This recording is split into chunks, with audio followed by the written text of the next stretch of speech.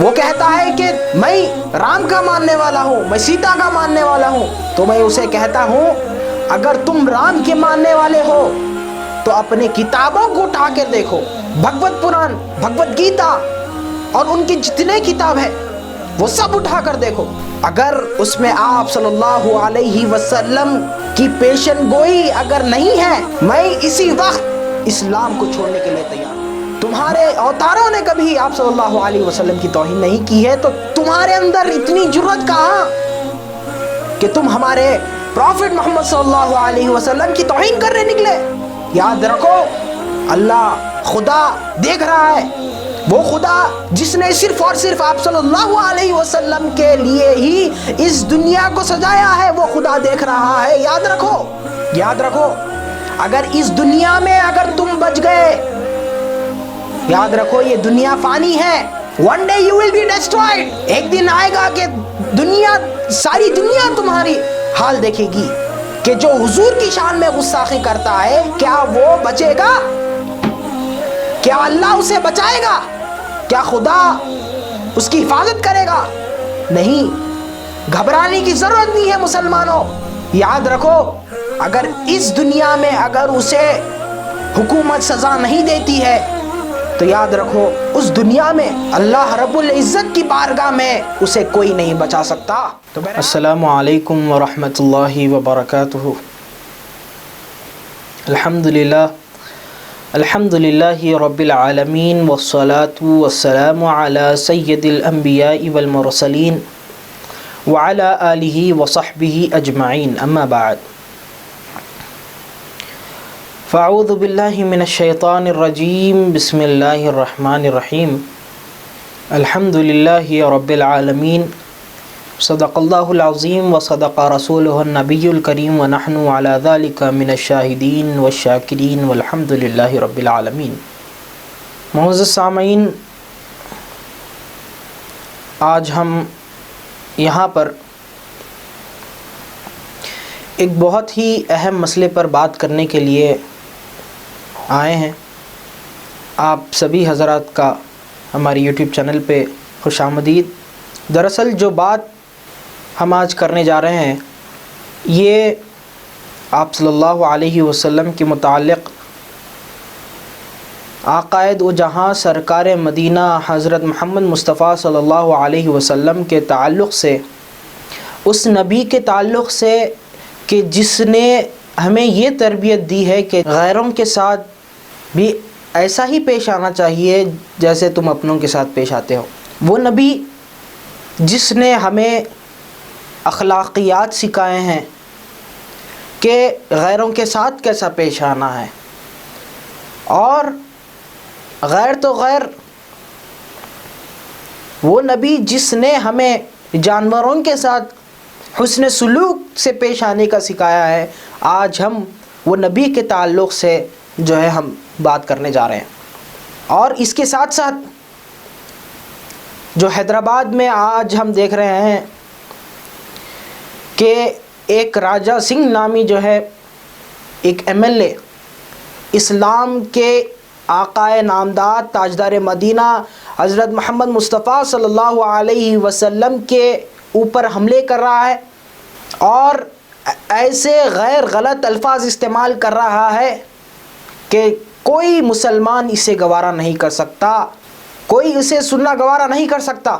وہ نبی کے تعلق سے کہہ رہا ہے جس نے ایک غیر مسلم کا جنازہ جا رہا ہے تو آپ صلی اللہ علیہ وسلم کھڑے ہو جاتے ہیں اور رونے لگتے ہیں اور عرض کرتے ہیں کہ میرے موجودگی میں یہ شخص جو ہے جہنم میں جا رہا ہے۔ وہ نبی کے تعلق سے جو ہے وہ کہہ رہا ہے، وہ نبی کے تعلق سے کہہ رہا ہے کہ جس کی پیشن گوئی ہندوؤں کی کتابوں میں، سکھوں کی کتابوں میں، عیسائیوں کی کتابوں میں موجود ہے، وہ نبی جس کے لیے یہ ساری کائنات سجائی گئی ہے، وہ نبی کے تعلق سے کہہ رہا ہے۔ وہ نبی جس نے کبھی قتل کا حکم نہیں دیا جب تک کہ غیر مسلمان جو ہے مسلمانوں پہ حملہ نہیں کرتا، جب تک حملے کا حکم نہیں دیا، وہ نبی کے بارے میں کہہ رہا ہے۔ اور ایسے غلط الفاظ جو استعمال کر رہا ہے کہ اگر ہم سنیں تو کسی مسلمان کا دل گوارا نہیں کرتا. آپ صلی اللہ علیہ وسلم کے تعلق سے الا فلا کہہ رہا ہے.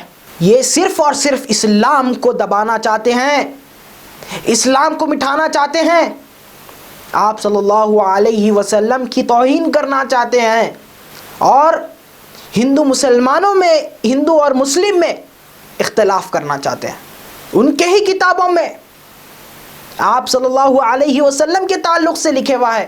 وہ کہتا ہے کہ میں رام کا ماننے والا ہوں, میں سیتا کا ماننے والا ہوں. تو میں اسے کہتا ہوں اگر تم رام کے ماننے والے ہو تو اپنے کتابوں کو اٹھا کر دیکھو, بھگوت پران, بھگوت گیتا اور ان کی جتنے کتاب ہے وہ سب اٹھا کر دیکھو.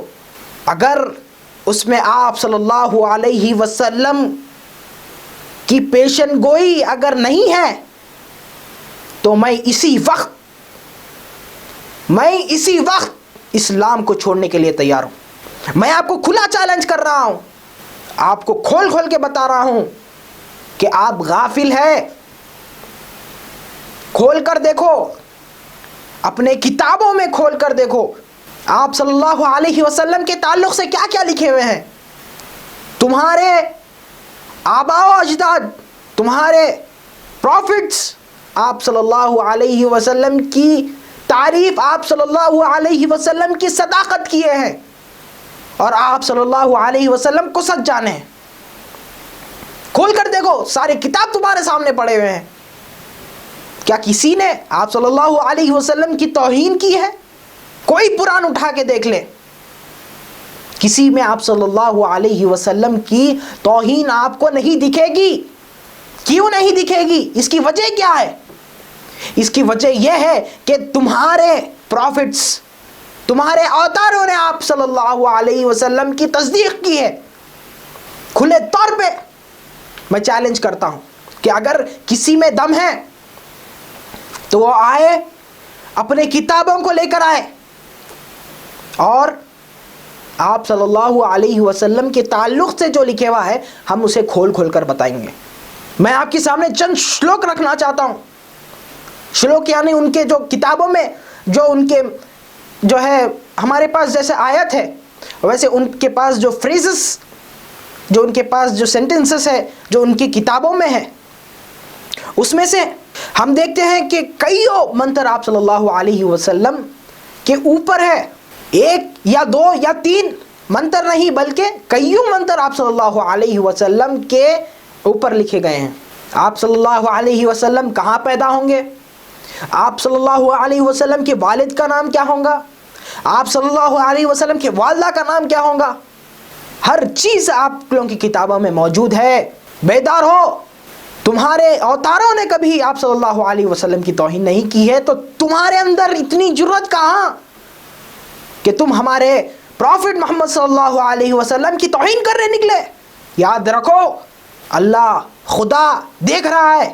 وہ خدا جس نے صرف اور صرف آپ صلی اللہ علیہ وسلم کے لیے ہی اس دنیا کو سجایا ہے, وہ خدا دیکھ رہا ہے. یاد رکھو, وہ خدا جس نے زمین آسمان بنائے ہیں, جس نے پہاڑ سمندر بنائے, وہ خدا دیکھ رہا ہے. اگر اس کے عذاب سے بچنا ہے تو آپ صلی اللہ علیہ وسلم کی صداقت کرنا ہوگا. اسی میں ہی تمہاری نجات ہے. کیوں؟ اسی میں ہی کیوں تمہاری نجات ہے؟ کیونکہ تمہارے اوتاروں نے آپ صلی اللہ علیہ وسلم کی تصدیق کی ہے. صرف ہندوؤں میں ہی آپ صلی اللہ علیہ وسلم کا ذکر موجود نہیں, بلکہ ہم دیکھتے ہیں کہ عیسائیوں میں بھی آپ صلی اللہ علیہ وسلم کا ذکر موجود ہے, سکھوں میں بھی آپ صلی اللہ علیہ وسلم کا ذکر موجود ہے. ہندوؤں کی کتابوں میں کیا لکھے ہوا ہے؟ بھوشیت پران میں لکھے ہوا ہے. آپ جانتے ہیں بھوشیت پران کو؟ کھول کر دیکھ لیں. بھوشیت پران میں لکھے ہوا ہے برہمکرتا شیوا سہسر نامسو مرتنجیا سوکشم تنور جگت ویاپی جگت گرو. کیا لکھے ہوا ہے بھوشیت پران میں؟ برہمکرتا شیوا سہسر نامسو, رحمانی طاقتوں کا حامل, رحیمی صفتوں کا معمور اور مالکی اوصاف لیا ہوا, جو سارے جگت میں پھیلا ہوا ہے, وہی جگت گرو ہے. رحمانی رحیمی مالکی صفتوں کے ساتھ جو آئے گا وہی جگت گرو ہوگا. یہ تمہارے بھوشیت پران میں لکھے ہوا ہے, کھول کر دیکھ لو. یہی نہیں، آپ کے والد کا نام، آپ کے والدہ کا نام، آپ کا نام، یہ سب تمہاری کتابوں میں لکھے ہوا ہے. غافل مت ہو. یاد رکھو اگر خدا کا عذاب نازل ہوا تو کوئی نہیں بچے گا. یہ بات اگر تمہیں کڑوی دکھتی ہے تو تمہاری کتاب کھولو، تمہاری کتاب میں دیکھو، بھوشیت پران، بھگوت گیتا، ہر کتاب میں جو ہے آپ صلی اللہ علیہ وسلم کی تعریف لکھی گئی ہے. صرف آپ کا ذکر نہیں بلکہ آپ کی تعریف کی ہے آپ کے اوتاروں نے. جا کر دیکھو، تحقیق کرو. ایسا نہ ہو کہ بعد میں تمہیں پچھتانا پڑے. ابھی جو ہے سنبھلو، ابھی سدھرو. اور آپ صلی اللہ علیہ وسلم کی شان میں گستاخی ہرگز نہیں کرنا، کیونکہ اس کی سزا بہت بڑی ہے. جو آپ صلی اللہ علیہ وسلم کی شان میں گستاخی کرتا ہے اس کی سزا بہت بڑی ہے. یاد رکھو راجہ سنگھ جس نے آپ صلی اللہ علیہ وسلم کی شان میں توہین کیا، وہ کیا کہہ رہا ہے؟ کہہ رہا ہے کہ آپ صلی اللہ علیہ وسلم 54 ایئرس میں جو ہے حضرت عائشہ رضی اللہ تعالی عنہا سے شادی کرتے ہیں، اور آپ کی عمر 6 سال بتا رہا ہے. اور کہہ رہا ہے کہ جب آپ عائشہ امہ رضی اللہ تعالی عنہا 9 سال کے ہو گئے ہیں تو پھر وداعی ہوتی ہے آپ کی. اس کی حقیقت کیا ہے؟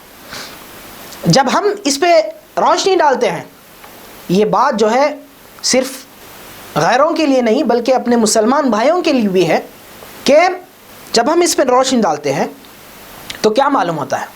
وہ کہہ رہا ہے کہ کیا نبی ایسا کر سکتے ہیں؟